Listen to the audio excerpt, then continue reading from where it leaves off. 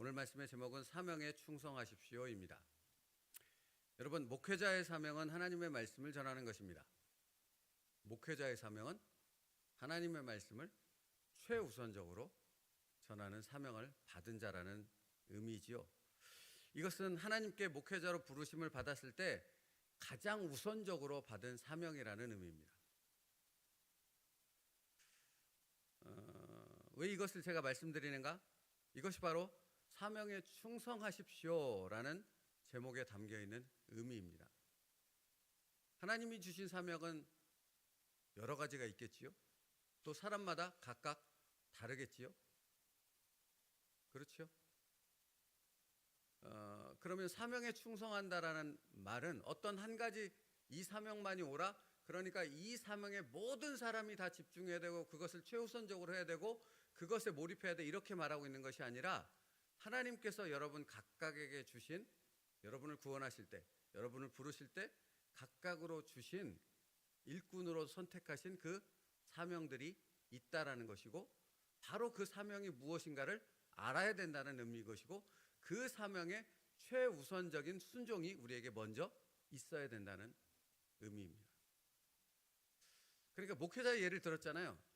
그러면 학생이라는 경우를 예를 들어보죠. 물론 이것은 학생이라는 일정 기간이 넘어서면 또 다른 사명으로 연결되겠지만, 학생에게 가장 중요한 것이 무엇입니까?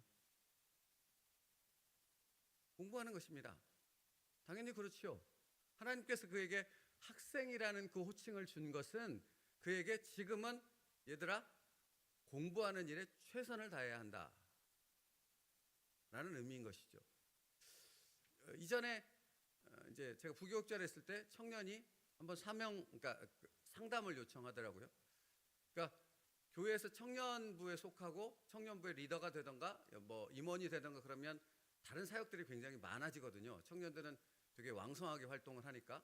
이 청년이 물었던 질문의 핵심이 뭐냐면, 목사님, 내가 하나님의 말씀을 듣고 하나님 앞에 경건의 시간을 갖는 거니까 예배와 이런 것들이 최우선을 둬야 된다는 것은 알겠습니다. 그런데 이렇게 어떤 그 임원이 되고 리더가 되고 이러다 보니까 다른 부수적인 일들이 굉장히 많아지는 거죠. 근데 이게 뭐와 부딪히냐면 공부해야 되는 일하고 자꾸 부딪히는 거예요. 그럼 어떤 것을 우선으로 둬야 되는가 하는 질문이었던 거죠. 근데 이 친구가 헷갈리는 게 주의 일이 최우선이야 라는 말씀을 늘 들었거든요. 그럼 공부는 주의 일이 아닙니까? 여기 함정이 있는 거잖아요. 공부는 주의 일이에요, 주의 일 아니에요? 여러분이 가정에서 가사를 돌보는 건 주의 일이에요, 주의 일 아니에요? 여러분이 여러분의 자녀를 돌보는 것은 하나님이 여러분의 자녀를 맡겨주신 거잖아요. 하나님의 일이에요, 하나님의 일이 아니에요? 직장은, 그러니까 여러분 생각이 이렇게 굳어져 버리면 하나님의 은혜를, 하나님께서 주신 깊은 그 사명을 주신 그 뜻을 제대로 이해하지 못하고 기계적으로 그것을 감당하는 자가 되어지는 거죠. 하나님은 그런 사명자를 세우지 않았어요. 그런 일꾼을 세우지 않았다고요. 하나님은 인격적인 분이시지 않습니까? 그리고 그 인격적인 깊은 관계를 통해서 하나님과 동역하는 자로 우리를 부르셨잖아요. 그 성경은 우리를 하나님의 동역자라고 말하는 것 아닙니까? 그 사명을 감당하면은 기계적인 적용이 있는 것이 아니라 이렇게 하나님을 알게 되므로. 그래서 오늘 챔버스 목사님이 분명히 말하는 게 무엇이냐면, 구원받은 자의 그 상태에 있어서는 안 된다는 것, 그것을 뛰어넘어 하나님과 더 깊은 인격적 관계를 맺게 되므로 하나님과 지속적으로 그 관계를 통해 하나님이 내게 맡겨주신 사명, 우선적인 것이 무엇인가를 깨달아 그것을 감당하는 자, 그것에 충성하는 자가 되어져야 합니다라고 분명히 말하고 있다는 것이죠.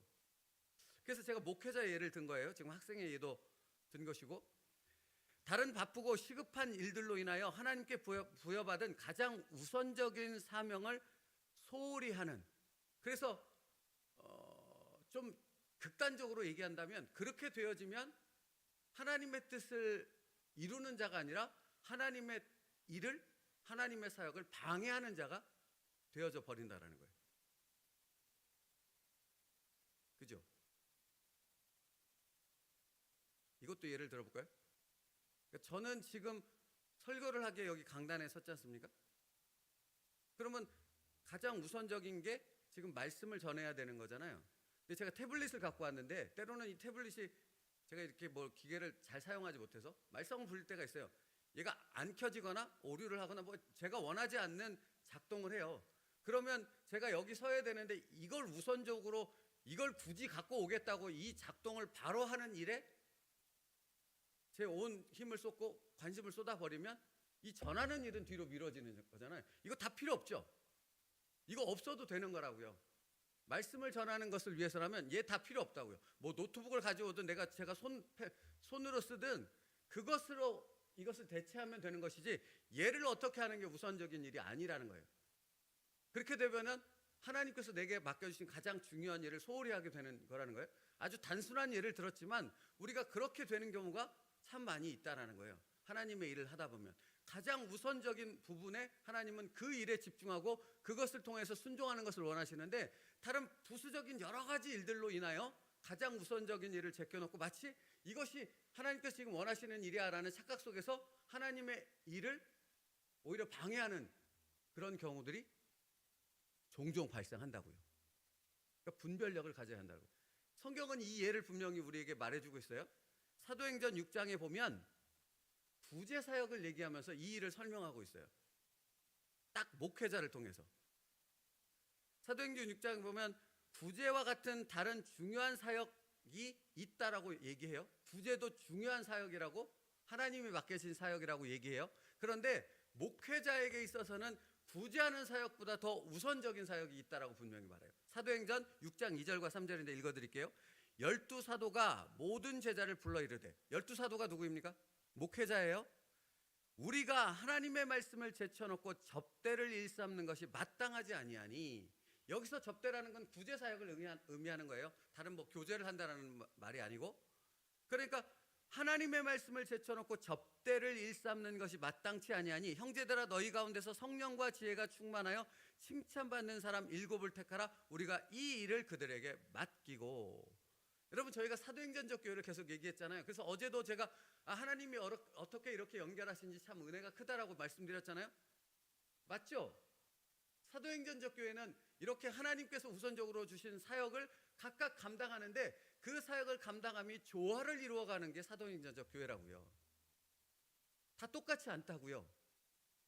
그러면 그 조화를 이루도록 그 사명을 감당하도록 우리를 이끄시고 우리를 인도하셔서 그 사역 가운데 집중하도록 만드시는 이 총체적인 역할을 이렇게 중앙에서 다 이렇게 이루어 가시는 그것을 이렇게 주장하시는 분이 누구시겠습니까?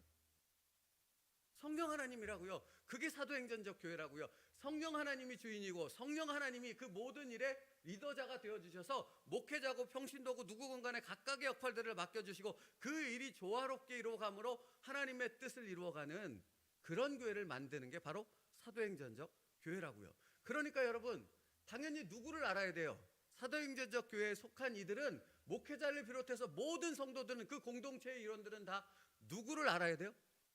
성령 하나님을 알아야 돼요. 성령 하나님이 누구시고 성령 하나님의 목적이 어디에 있고 성령 하나님이 왜 우리를 교회 공동체로 모으셨고 왜 이 상황을 허락하셨고 왜 각각의 다른 사람들을 각각의 다른 문화 속에서 각각의 다른 성품과 기질을 갖고 있는 사람들을 한데 묶어서 이렇게 한 지체로서 사용하고 있는가 하는 부분을 성령 하나님을 알게 되므로 비로소 제대로 알아야지만 지체된 역할을 감당할 때 시험에 들지 않고 오히려 그 지체됨의 조화됨을 깨트리지 않는 그런 사람이 되지 않을 수 있다고요. 누구를 알아야? 성령 하나님을 알아야. 성령의 시대라니까요. 성령의 시대의 사도행전적 교회가 세워져 가는 거라니까요. 어쨌든 목회자로 부름받은 사도들이 이렇게 말하는 것 아닙니까? 우리가 하나님의 말씀을 제쳐놓고 접대를 일삼는 것이 마땅치 아니하니 그래서 우리가 주일날 살펴봤던 것처럼 헬라파 그리스도인 7명을 따로 세워서 그 사역을 감당케 하지 않습니까? 누가? 성령 하나님께서. 그냥 주일날 드렸던 말씀입니까? 예루살렘 교회는 히브리파 그리스도인들이 많았다 그랬잖아요. 대다수가 90% 이상이 히브리파 그리스도인이었고 10%밖에 안 되는 헬라파 그리스도인들이 있었는데 이 7명의 이 사역을 맡은 자들, 직분자들이 세워졌는데 이들이 다 누구였다고요? 헬라파 그리스도인들이었다고요. 그런데 예루살렘 교회가 대다수의 사람에서 그 일꾼들이 아주 중요한 일꾼들이 뽑히지 않았음에도 불구하고 거기에 순종했다고요. 어떻게? 성령 하나님의 다스리심임을 인정했기 때문에 그런 것입니다. 여러분, 그러니까 오늘 말씀에 있어서 중요한 것이 뭔지 아십니까? 하나님의 주권을 인정할 수 있는 사람이 하나님이 주신 최우선적 사명에 충성하는 자가 될 수 있다고요. 하나님의 주권을 인정하지 않고 자기에게 집중하고 자기 생각에 집착하는 사람은 내가 지금 해야 될 급한 일, 다급한 일, 중요한 일이라고 판단되어지는 그것을 최우선의 사명에 두기 때문에 하나님과 대치하는 상태가 돼버린다고요. 예를 자꾸 제가 설명하게 되는데, 사울왕이 아말렉을 진멸하라는 하나님의 명령을 받았잖아요. 그 진멸의 조건은 무엇이었어요? 하나님의 요구사항이 싹 다 죽이라는 거였죠. 그건 하나님의 심판이었기 때문에 그런 거예요. 하나님이 잔인하기 때문에 그런 것이 아니라 하나님의 심판에 대한 공의의 하나님을 분명히 이 세상 가운데 드러내기 위함이라고요. 그래서 싹 다 죽이라 하셨는데 사울왕은 어떻게 했죠? 선택적 죽임을 했고 가장 실하고 좋은 것들을 뽑아가지고 갖고 왔잖아요. 그러니까 경제적으로 이득이 될 만한 것들. 그러면 사울왕이 왜 그랬을까라는 질문을 우리는 던져야 돼요. 왜 그랬을까요? 하나님의 주권을 인정하지 않은 거예요. 하나님의 말씀에 가장 최우선적인 순종이 자기에게 사명이라는 것을 인정하지 않았던 거죠. 그러니까 자기 생각이 들어가기 시작한 거예요. 그러면 하나님께서 맡겨주신 최우선 사명을 감당하기보다 자기가 생각하는 그 어떤 것을 하나님의 일이라고 생각하고 하나님의 뜻을 이룬다고 착각하면서 하나님의 일을 거역하는 일에 자기의 행동을 나타나게 된다고요. 그러니까 오늘 말씀 너무 중요한 것이죠. 그죠? 여러분에게 주신 최우선적인 하나님의 사명에 충성하시라고요. 그게 하나님의 뜻이라고요. 그러면 이렇게도 될 수 있는 것입니다. 내가 지금 뭔가를 말하고 싶은데 하나님은 내게 말하는 걸 원치 않아요. 지금은 뭐 할 때예요? 침묵할 때인 거예요. 하나님께만 기도하며 오로지 하나님만을 바라볼 때라는 거예요. 스데반을 보십시오. 자기의 억울함을 말할 수 있잖아요. 그저 돌에 맞아 죽을 때 도대체 뭐 했냐고요? 예수 그리스도의 복음, 제대로 된 복음, 참된 복음을 전한 게 그가 한 것 다잖아요. 근데 돌에 맞아 죽으면서도 그들을 원망하고 저주하고 하나님 앞에 그들을 징벌하라고 얘기하지 않았잖아요. 오직 하나님만을 바라봤잖아요. 하나님의 주권을 인정하는 사람이 그렇게 순종할 수 있고 그런 사람만이 하나님의 영광을 드러낼 수 있습니다. 아무것도 하지 않아도요. 하나님을 바라보고 하나님이 주신 그것에 집중할 때 하나님의 영광을 드러낼 수 있다고요. 그래서 여러분, 하나님께서는 모든 사람을 다 목회자로 부르지 않았잖아요. 그죠? 각각의 역할을 감당할 수 있는 하나님의 사명자로 그들을 불렀다라는 거예요. 그러므로 하나님께서 각각 주신 그 사역에 절대적으로 충성해야 한다라는 말은 그런 의미예요. 그리고 그것이 흐트러지면 안 된다라는 것을 말하잖아요. 여러분, 강단에서 정치 얘기하면 되나요, 안 되나요?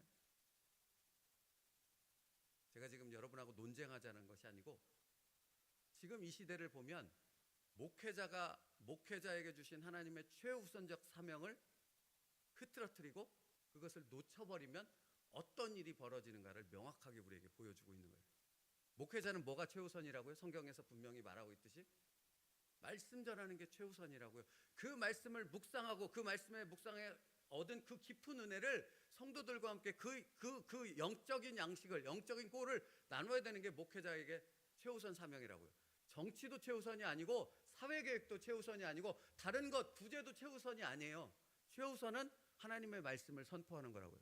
근데 이것이 흐트러지잖아요.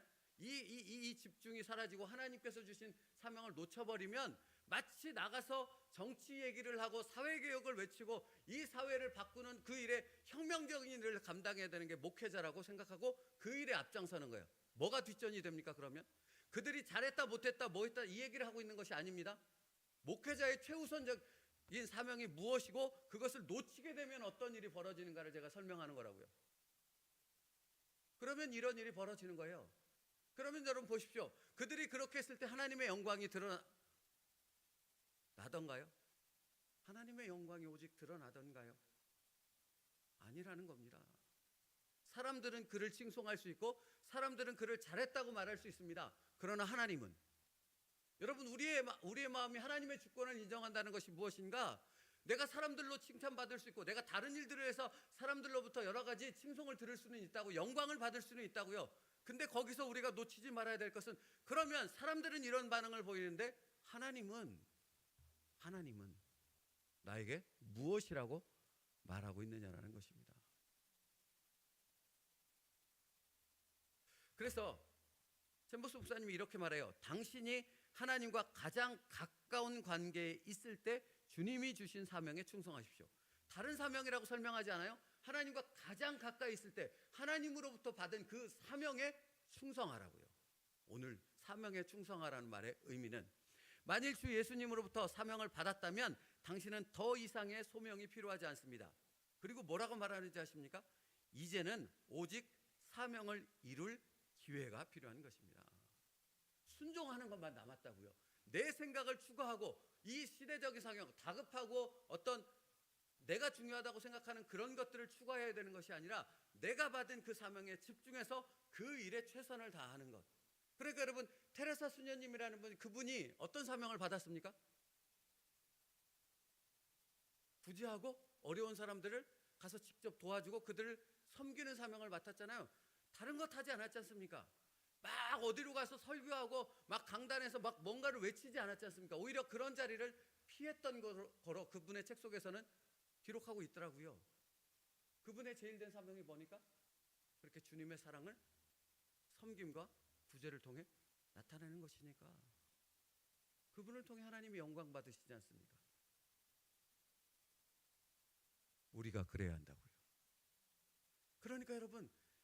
그러니까 여러분 반드시 알아야 될 것은, 나를 구원하신 하나님의 수준, 그러니까 나를 하나님께서 구원하셔서 예수님의 십자가를 통해 나를 구원하셔서 이 수준에 머물러 있어버리면, 거기에서만 마치 모든 것이 끝난 것처럼 생각해버리면, 나에게 가장 최우선적으로 나를 구원하실 때 나에게 사명을 주셨거든요. 그 사명이 무엇인가를 알지 못하고 그 구원에만 만족하는 사람이 되어져 버린다면, 그것 또한 하나님이 주신 것을 제대로 감당치 못하는 그런 자가 되어진다라는 것이에요. 그러면 여러분, 오늘 우리가 기도 가운데 하나님께 질문해야 되지 않겠습니까? 나를 구원하신 하나님, 나에게 맡겨주신 사명이 뭡니까? 지금 최우선적으로 하나님께서 나에게 순종하기 원하시는 그 사명이 무엇입니까? 하나님, 그것을 알게 하옵소서. 하나님과의 영적 관계를 통해 깨닫게 하옵소서. 그리고 그것에 나의 최선을 올려드릴 수 있는 순종이 있게 하여 주시옵소서. 이게 여러분의 기도가 되어져야 합니다.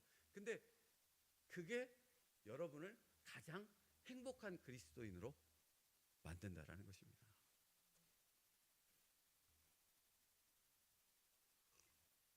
그래서 챔버스 목사님이 다시 한번 강조해요.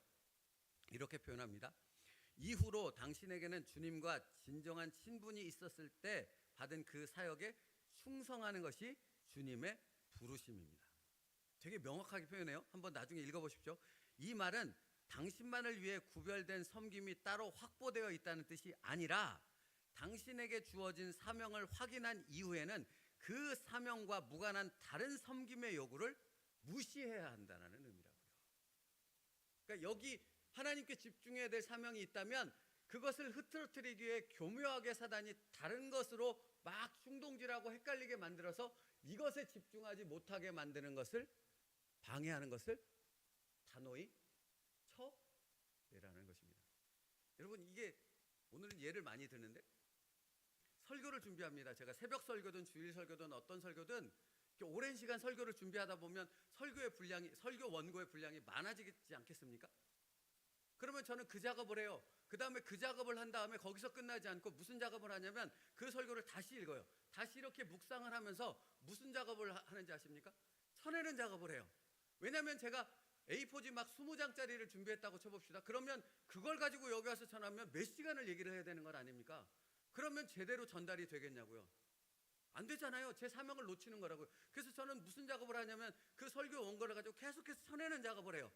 내가 정말로 하나님께서 이 시간 전하기를 원하는 메시지의 핵심이 무엇인가를 딱 정하고 그 부분에 관계없는 예든 뭐든 다 쳐내는 작업을 해서 간결히 그 말씀을 전하는 일을 한다고요. 이게 바로 오늘 사명에 충성하십시오 하는 아주 중요한 메시지라고요. 여러분에게 지금 하나님께서 집중하기를 원하시는 것이 있다고요. 영적인 부분에 여러분을 훈련하시는 가장 중요한 어떤 부분, 사명을 감당하기 원하시는 가장 중요한 어떤 부분이 있다고요. 이것을 분별해서 이것을 흐트러뜨리게 만드는 다른 모든 것들은 뭐 없애버리라는 말이 아니라 두 번째, 세 번째로 뒤로 밀어 넣고 이것을 가장 우선적으로 내가 집중하게 되어졌을 때 하나님의 한없는 그 은혜와 하나님의 영광을 드러내는 내가 되는 도구가 되어지는 나를 발견하게 되어진다라는 것입니다. 그래서 챔버스 목사님이 우리가 나눴던 베드로 얘기를 또 하시더라고요. 요한복음 21장. 내가 나를 사랑하느냐? 내 양을 먹이라.